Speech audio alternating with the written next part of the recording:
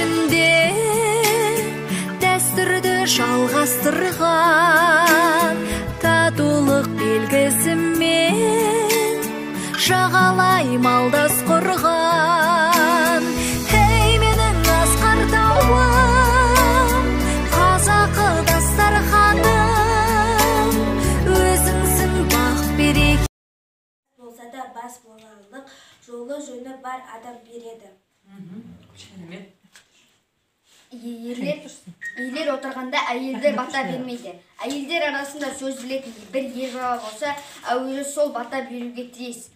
Халқымыз батырларға, билерге, ардақты аналарымыздың да бата берген кезі көп. Бата тек көзі тірілерге ғана емес, әруақтарға да берілген өз қисыны бар. Батаның айтылатын да айтылмайтын да кездері болады. Той мен қуаныш шақтарына қарай бата беріледі.